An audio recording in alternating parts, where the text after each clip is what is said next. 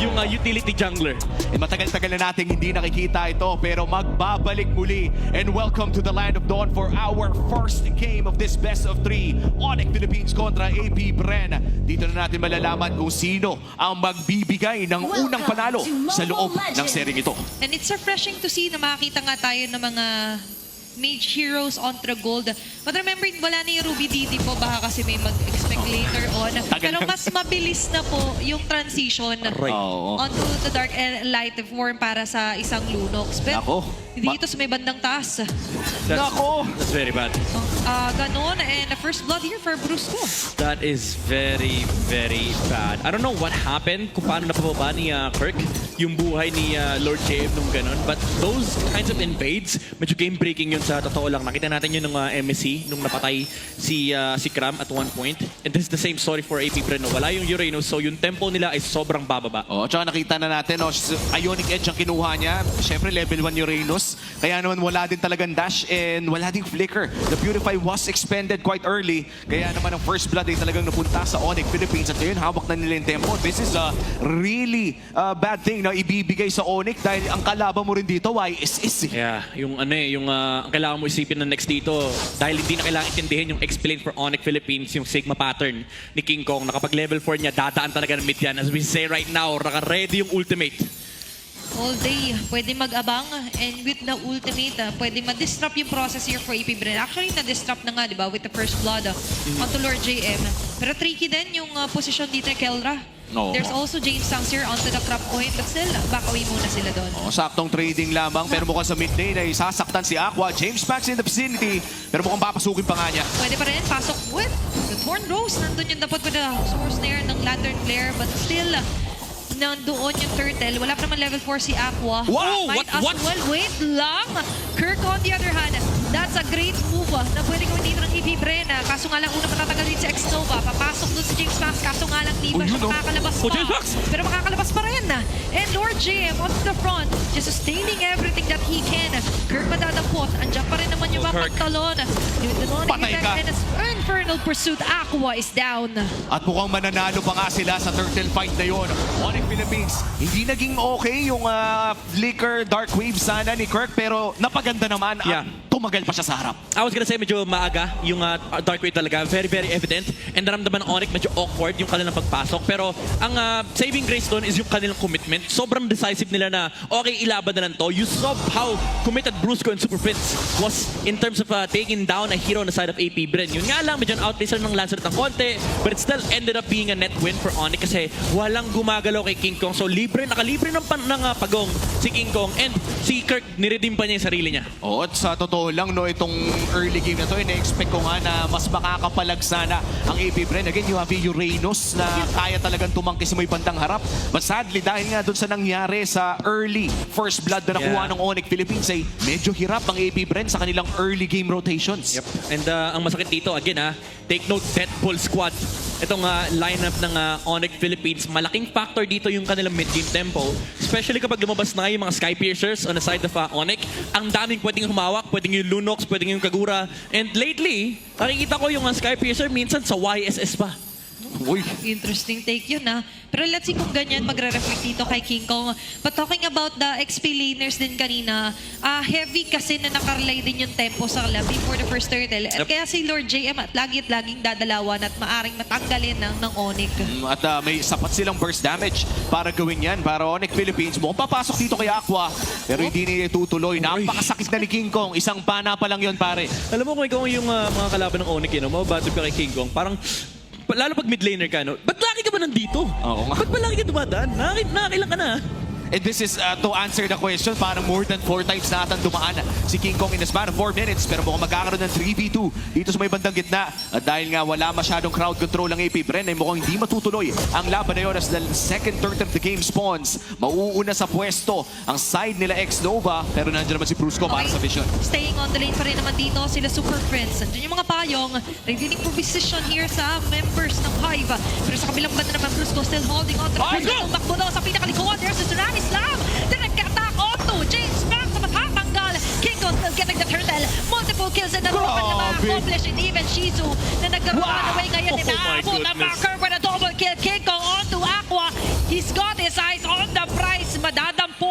And that's going to be a graceful exit muna para kay Aqua. At napakaganda ng laban na yun para sa Onyx Philippines. James Punks na huli agad ni Brusco. Yeah, akala niya protektado siya kasi nasa harap yung Uranus pero ginamit ni Brusco yung gilid nung pader nung turtle and then nag-flicker papunta no sa likuran. Malagatot kacha yung galawan ni Brusco doon, na-miss niya kasi. Sabi niya, lahat ng hero ko gatot kacha. Pwede kong talunan yung likod, and James Punks hindi niya ine-expect na aabutan siya nung Kalea. And after that, they took down heroes on the side of AP Brand. Nakuha pa ni King Kong yung pagong. And medyo delikado na ito for AP Brand kasi pumapasok na tayo doon sa sinasabi nating window kanina na pwedeng to-met ball yung Onyx. Eh nakita din natin, no, nakatagal naman kahit paano ang AB Brent. Shizo with the beautiful Zaman Force. Pero again, this is closing to a 4K gold lead in Onyx Philippines. The moment na makakuha sila ng 4K gold lead, alam natin kung paano sila mag-pressure ng larong ito. Kaya naman makakabasag na sila ng Tori doon sa may bandang itaas. 6 minutes in, tahimik pa si King Kong sa ganitong lagay. Yeah, mas nararamdaman natin yung pag-scale up and di na disrupt yung Sigma pattern ng jungling ni King Kong. Yeah, ang malungkot dito for AP Brand is right out. Teka lang, mamaya natin pag-usapin ng X-Nova. Okay, ayan na naman yung precise na pagkuha. Isolate here on to X-Nova. Yeah, ang malungkot dito for AP Brand is yung kanilang comp ay super reliant sa frontline na durability ng Uranus. Wala sila masyadong crowd control, as Sip said earlier, Romy. Pero kailangan nila lumaban ngayon kasi so far yung Onyx dahil sa XP lamang ni King Kong, mahirap sila labanan sa pagong. Binalik! Magandang soul snare here para kay Aqua. Kaso Kirk on the other hand, kinukulong na pili din si Lord JM pero may kakunatan, nag-referee ka dito na overtime ay kayang pumapensa at pumapensa ng AP Brent. Ilang next daw baka niya na makagandang Lord's pathway. Pero yung chase dito sa mga Numana. naabot na pa rin naman dito sila Kelra. Kirk with unstoppable kill. Double kill yet again. Pero X-Nova, mapipili na gamitin ng revitalize. Hindi yata siya kapansanan. May kasama pang recall para kay Kirk and Brusco. Medyo mainit ang focus ngayon ni Kuya mo Kirk. 6-0 and 90% KP para dito sa larong ito. Grabe, nagre-recall na lang. Wala na kasi siyang ibang gagawin.